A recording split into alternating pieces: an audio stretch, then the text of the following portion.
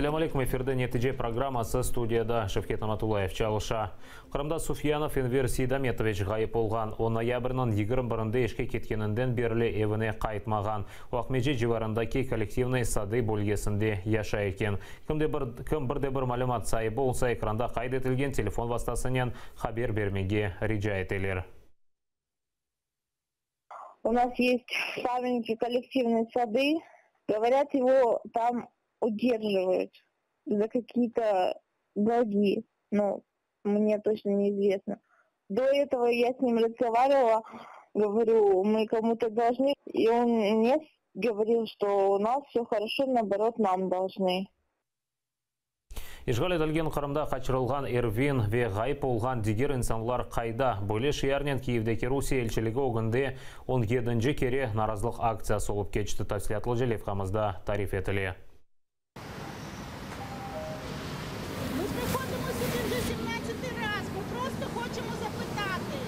Русия елшілігінің араба қапысына чанны аксеткен ресім астылар. Оны қақып, ишғал олынған Қырымда ғайып болған Қырым татарлары ве украинелер қайда деп соралар. Нас не чує Російська Федерація, незважаючи на те, що ми кожного разу до неї звертаємось. Протягом фактично більше ніж року, як ми проводимо цю акцію, ми зверталися до офіційних органів Російської Федерації і запитуємо, де люди, які були викрадені. Ишғал девамында 44 инсан қырсызланды, 16 инсанын аляда қайда олғаны беледегіл. 6 ғайып олған кішінің жесеті тапылды. Евгений Андреюк акцияға Валерий Ващук ве Федор Костенко қайда язысымен келді. Федор Костенконы 2 елдан берлі тапып оламалар. Это отец предзаключенного Александра Костенко, который осужден якобы за участие в Евромайдане. Федор Костенко в 2015 году был похищен на административной границе. Он ехал отсюда с материковой Украины, с Киева, где давал пресс-конференцию. У него в Крыму в доме были обыски, он экстренно возвращался, и его похитили на административной границе. До сих пор ничего не известно о нем. Эльмира ве Юрий Қырымны бір қаш күн әбелсі тәрк етмеге мешбір олды. Олардың evlerінде ешғалжелер тінтуп кешірді. Айтқанларына көре, яқын вақытта Қырымға қайтып оламайжақлар. Акцияда бірінші кере келгенлер Қырымда ғайып болған бір қаш инсанын шахсен біле екенлер. Я хочу кричать о тех людях, которые пропали. Я хочу хоть как-то предотвратить это исчезновение людей. В Крыму вообще ничего не делается. Этот факт просто пытаются забыть. Поэтому надо напоминать об этом, чтобы об этом как-то кто-то хотя бы что-то делал для того, чтобы они вернулись, эти люди. Потому что, зная лично Умирагая и видя его состояние, я понимаю его, потому что кто-то знает, где его сын, а он просто не знает, где он, и вообще живой он или...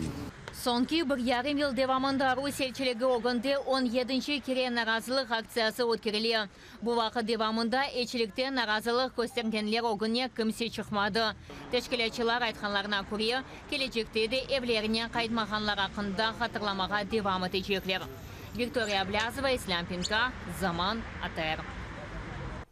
Ишғалжылер махкемесі таблиги жема давасы бойынша яқыланған Арсен Кубединовке әпсте тұтып мұддетіні девам еттірді. Бұл вақытта адвокат Жемил Темешев айтты.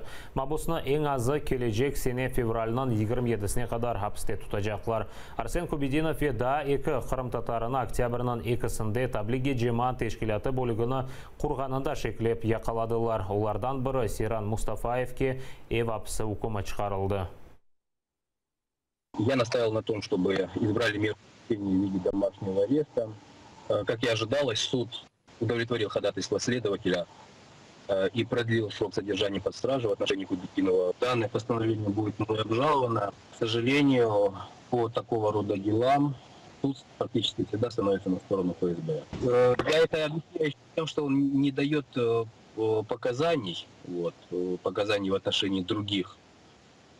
И содержание под стражей можно расценивать как способ оказания давления.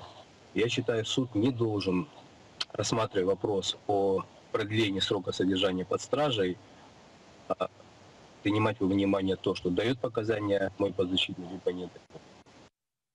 Қырымда бір кішілік наразылықларда иштирак еткен инсанларға ишгалчы полис хадимлері мемори протоколлар тізіп кетірмеге девам ете. Бүгін Қарасу базарда яшаған Қырым татарына мемори протокол кетіргенлер оны алмаған ве имзаламаға қаршы шыққан. Я отказался от этого протокола, я сказал, я не буду подписывать этот протокол, это, говорю, вообще не соответствует тому, что это было. Это был одиночный пикет, и это было лично мое волеизъявление. Я вышел туда на пикет, и, чтобы показать, да, несогласие с тем, что проводится в Крыму. Сотрудник полиции меня попросил расписаться в протоколе, сказав, что вы можете написать, что вы не согласны с фабулой этого протокола. Я как бы сказал, я в общем, говорю, не согласен с этим протоколом. И я здесь, говорю, не буду подписывать ничего. Я лично сам вышел на трассу Керчь-Симферополь и стоял с плакатом «Крымские татары не террористы». Это мое личное изъявление. Как бы я, как мусульманин, мне не безразличен, да, наш джимат. Что я скажу Аллаху Субхану ва Тааля, да, когда мне задан, да, будет вопрос, где идет, да, притеснение мусульман, а что я сделал, да? Я просто сидел, смотрел новости или что-то тому подобное. Я сделал определенный шаг, который может быть маленький, да, но какую-то, может быть, какую-то долю, какой-то вклад в наш джимат, да, принесет. Бұндан әвел бір кішілік наразылықларда иштирак еткен 8 Қырым татары полицияға чағырылды. Бұны адвокат Эмиль Курбидинов білдірді. Оларға қаршы мемори ишлер башлатылған. Октябрьнің 14-інде де Қырымның фарқлы көшелерінде фаалер Қырым мұсылманларына қаршы япқан репрессиялар тоқтатылмасы талабымен бір кішілік наразылықларға шыққан еді. Окуна 49 инсан тұтылды. Несмотря на то, что это были одиночные пикеты, таким образом пытаются, я не знаю, привлечь людей, которые вообще, не нарушая закон, вышли и выразили свое мнение. О дне судебного заседания будет дополнительно сообщено в этом районе. Правоохранительные органы решили по всем фронтам потушить гражданскую активность путем привлечения к административной ответственности за выражение своих взглядов, за выражение своего мнения, выразившегося в одиночном пикете, которое состоялось 14 октября 2017 года. Укукчылар қырымларға тентуфе яқаланув девамында не yapmaq керек олғаны аңлаттылар ве өз тевсиелерін азырладылар. Оны қырымлар әр вақыт янында тұтмақ керек дейлер. Бұне берабер ұқуқы ярдым бермек үшін геже күндіз çalışacak телефон баға açıldı. Эта памятка, она будет в ламинированном виде. Вот, ее можно будет носить в паспорте. То есть каждый из нас вот так в карман ее положит и при ситуации может достать, посмотреть и вести себя соответственно. Я хочу сказать, чтобы вы были внимательны во всех своих правоотношениях с кем бы то ни было. И прежде чем у кого-то что-то просить, с кем-то встречаться, с кем-то заключать какие-то договора, подписывать бумаги, вы сначала проконсультируйтесь с юристами. Қырым бірдемлігінің топлашуында вефат еткен Виджия Кашқаны дуа еле аңдылар. Оны ябірінің 23-інде Русилялы құбетлері яқаламаға істегені вақыт ярамады. О әжелі ярдым арабасында жан берді. Виджия Кашқа 83 яшында еді. О біріншілер сырасында Қырымға авдет олған еді. Оны 3 кере ватанынан сүргін еттілер. Адлиежелер Виджия Кашқа қорантасына ұқуқ қорыжы органларға мұражат етіп, күш құланған инсанларына жезаламаға талап етмеге теклиф етелер. Алхамдулиллахи раббил аламин. Ар-Рахмани Рахими Малики Яумиддин. Виджия Кашқа, бабушка, которая всей своей жизнью яркий пример нашего народа, мирной борьбы и мирного сопротивления именно в истории нашего народа. Эта бабушка, несмотря на свой возраст, несмотря на свое здоровье, она не останавливалась и продолжала до последних дней свою борьбу за права и интересы своего народа. На маленькую хлопкую бабушку, я так понимаю, там было насилие в отношении ее тоже. То есть это явно должностные преступления. Поэтому Я считаю, что мы не должны сейчас просто промолчать, повозмущаться, потому что в этой стране именно силовики, им совершенно безразличны ваши вздохи, ваши возмущения. Но вот бумага, жалобы, судебное разбирательство, вот эти тяжбы, это хуже всего для них. Бушымда телефон вастасынен рахметлі Ведже ханумнан оғлы Ибраим Кашқа иле бағландық. Ибраим аға, біздің ештен ассалам алейкум. Алейкум салам. Еміралла башыңыз сау болсын, остазиелерімізді атыр телеканалы адындан білдіреміз. Достар сау болсын. Ибраим аға, бақнышымда адвокатларын ештік. Олар айта ки Ведже Кашқа өлімінде, анаңыздың өлімінде қабатылған инсанларыны жезаламақ үшін полис қадемлеріне мұражат етмек керек дейлер, тепсие етелер. Мұражат етмеге азырсыз мы? Бекім енді мұражат еткен дұрсыңыз? Азырмыз. Насыл әрекетлер шымды япасыңыз? Бақа даған бір şey нетмейді, даған дөн тоқа ұшу кешті. Benim haberim oldu, şu anamın evine baktı FSB saat 12'lerde. Ben o evimdeydim, daha haberim yok idi bir şeyden. Ağam gelip ayttı, anda FSB bastı anamın evine de. Ben doğru bütün işimi bırakıp verdim anamın azlarına. Ne kıdırdılar anda? Bilmiyorum ne kıdırdılar, bir şey aytmadılar. Bizi anda yübermediler. Birinciden yübermediler. O kadar ne ettik yübermediler. Bir torunu sıklar ve aytkan gibi bir 10 tane neme sober. Bu yeşil formanın soberiydi. Hem yolda duradı aman kara formadan. Ben evin yanına düsturdukta ağa men bir iki komşu toplandık. Anda bir 10 adam. Resmi çıkarmaya olmadık. Anamın evine balkonu var. Balkonun üstünde 5 tane sober nemeler duradı. Avtomatlarla beraber sigar çekip uçsu otura, 2 tura avtomatlarını gösterip oturardı. Yani o kadar tavaştık. Geçmek için torunu çıkaran niyetine. Torun pek kışırırdı, pek korkutlar. Bugün gelecek dağın torunun bakarız niyeteriz. Bugün de kursun tokturduk, niyettik. Torun polностью истерикада.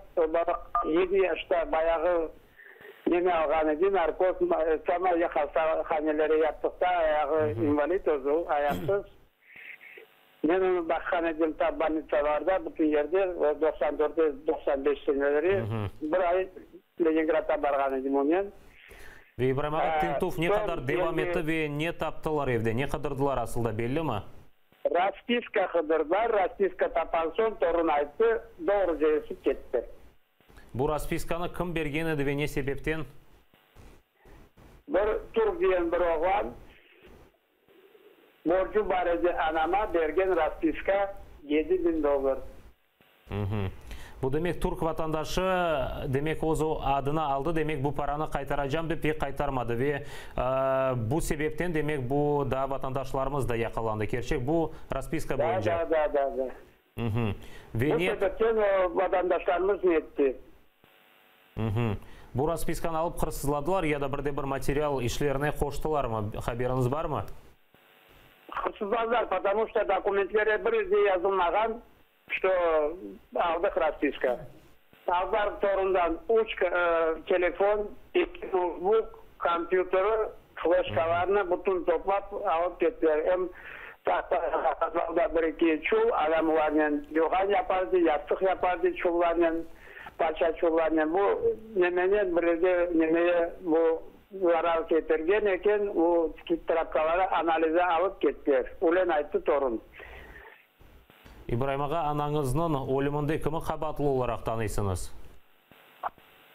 Только bu nemeleri, spetsслужбалары. Потому что bir kun evvelsi adam hazırlanan idi duvada, aytlar ağırsın barma verme dep. Ben geldim maşinayla, arabayla geldim, anamı alıp ketmeye duvaya, anam de barmacam babam de. Gelen son davay varıp kumur alayık.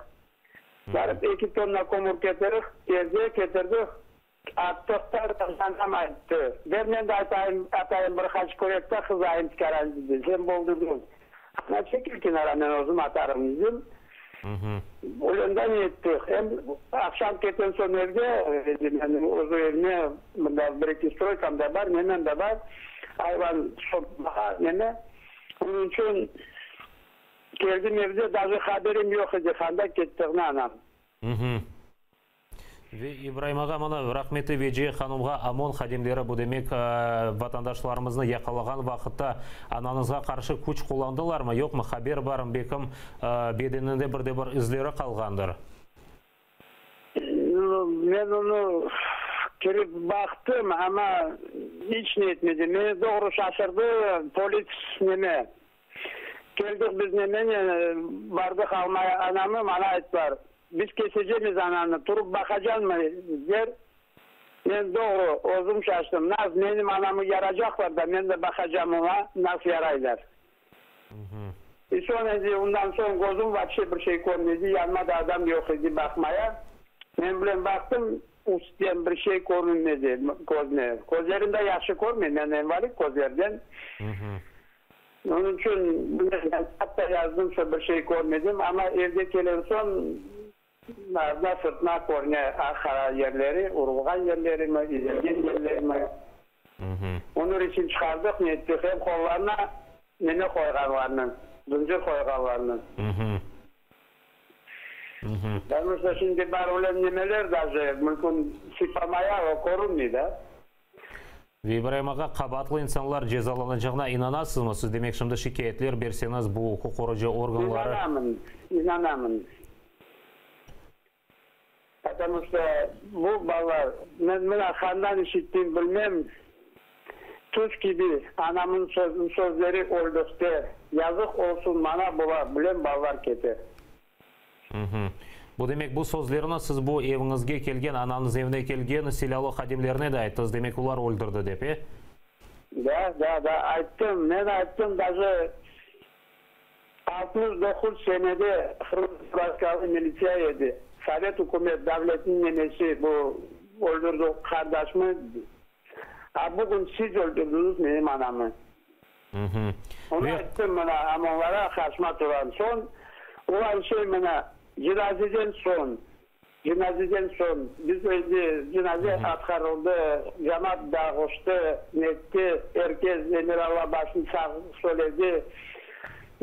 Diyen gibi neme geldik içine, geldim torunu aldım, torunun babası manaydı. Baba ifak 3 yaşlarına korkmasın diye kaldırdık beyanlamayın evine. Sonra torunu getirdim saatizlere 7-10-15 dakika geçtirme. Geldik, oturduk, soy vakitliğe bugün yarın bir gün dua olacak, üçüncüsü, uçu. Bakayık, bir hazırlayık, ne diyek, cemaate karşı çıkacağımız. Son oturup vakitince, saat 7-15 dakika geçkende, maşinamı koydum, anamın kapısına karşı, kapı açık her vakit neme, siyat dantın evden ura, akşam önce evde de ifak bağlar, karım ben birinci balam büyük balamandaydı, iki balam evdeydi. 9 yaşına, 10 yaşına kızçığım, 9 yaşına oğlanım, ikisi evdeydi.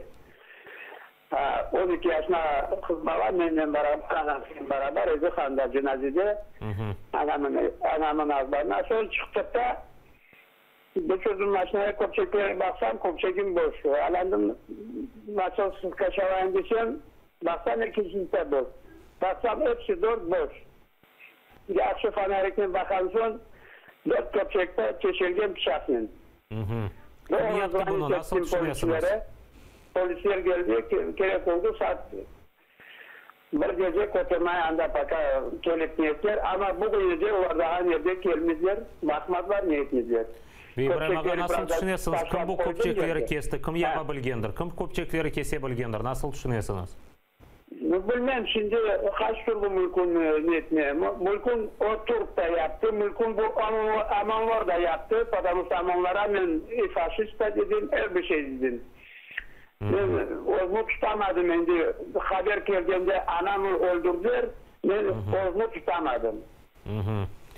Ибраимаға бекім анаңыздың бірде-бір васиеті қалғандыр сізге, яда бұтын халқымызға біршілер васиет еткендір. Anam her vakit aytırdı. Babam bir zaman istemirinde, hiç istemirinde abim bir cennetine yatıp olmayız.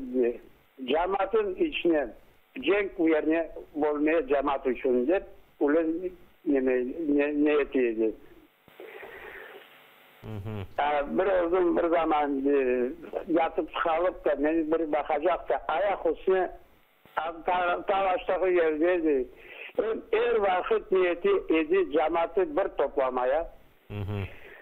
Cemaat birlik olsun, birbirine niyetlesin. Ama bana doğrusunu açsam, bana şimdi gözyaşlar akar. Koyda girdikçe, o arabaları kordukça ağlap kaldım. Ana kız bak, cemaat sana dayanmadım, niyetledim. O kadar cemaat sağ olsun cemaat. Sağ ol cemaat. Ибраим аға, çok sağ olun зиянымызға қошылғаныңыз үшін ве тәфсилатлы бұл олып кешкен вақиялар ақында айтқаныңыз үшін Аллах қорантаңызға ярдымжы олсын ве сабыр берсін. Біз yayınımızны devam etemiz. Avrupa Parlamentінің депутатлары Русияны параге қайтармақ қарарына баққаны вақыт демократия қиметлеріні аяқ алтына алғанны білдірді. Бұны Мejlis рейсінің Мавин Ахтем Чийгоз айтты. Кечкен hafta Копенгагенде өткерілген парламент ассамблеясының топлашуында иштирак етті. Андар Русия векелетлеріні янадан тіклемеге меселесі көтерілген. Чийгоздың фікіріне көре, тежауыз мемлекеті Авропа Parlamentінің депутатларыны сатып ала білгендір. Учитывая, что Россия везде дешево покупает всех, можно предполагать, что точно так же ряд депутатов продались банально. Иначе идут украинские делегации, представители докладывают о массовом терроре на территории Крыма, об убийствах, о войне, об открытой агрессии России на Украине, на востоке Украины. А они все равно поднимают руку в поддержку, значит, обсуждения того, чтобы вернуть Россию в порядок.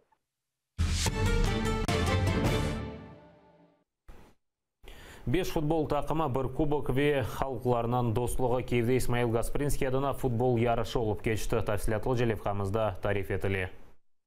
7 yaşında Ayşe Sabadan futbol oyununa baqa. Keçkene Qırımlı samimi duygularına gizlemey. Kurantasının beraber Adalet Qırım Tatar futbol takımına qol tutmağa keldi. Чтобы они размяли свои ноги, чтобы они быстро бегали, если там что-то упало. Мы очень часто ходим на футбол. Takımlar arasında Türkiye, Azerbaycan ve Arap Emirliklerinden musafirler var. Teşkilatçılar deyir ki bu birinci ama kesin-kes soңғы turnir değil. Onun şarı halklarının dostluğudur. Зарождалось, если честно, очень давно провести Кубок Дружбы, да, между тюркскими народами и в целом вообще между национальностями. Призы — это кубок Исмаила Гаспринского с гравировкой и мячи, и также дополнительные там атрибуты. Соңғы сәнеге қадар турнир фаворитлері Адалет, Qırım Tatar takımı ve Dalamit Киев takımı yarışlaştılar. Kiyevliler 4-2 hesabının galip çıktı. Kapıcı Dmitro rakipleri güçlü ve layık olğanını ayta. Узнали о турнире буквально недавно, за пару дней, и пригласили представлять Украину. Ребята, несмотря на счета, все равно старались, выкладывались. Приятно с такими людьми играть, которые относятся серьезно к своему делу. Qırım Tatar takımının kapitana gelecek turnir туған күнешлі кезлевде өткерілежегіне үміт етем. Я хочу, чтобы все мы вернулись в Крым и поддерживали спорт в первую очередь. Потому что там есть много молодежи, надо развивать. Галиплер кубок ve medallerine Elmi Umerov'dan aldı. Mejlis reisinin muavini olsını futbol muhlisi dep saymay. Lakin Qırım Tatar takımının oyununu kaçırmadı. Futbol oyunu tek spor değil, toplaşmak için güzel bir imkan olğanını aytı. На этот турнир пришел с удовольствием. В первую очередь спорт всегда сближает. В такое трудное время, как сейчас в Украине, в этом есть просто очень большая необходимость. Турнирге мешур Қырым-татар фельсефечесі Вемаревчі бірінші Қырым-татар газетасының тесісшісі Исмаил Гаспринскийнің ады берілді.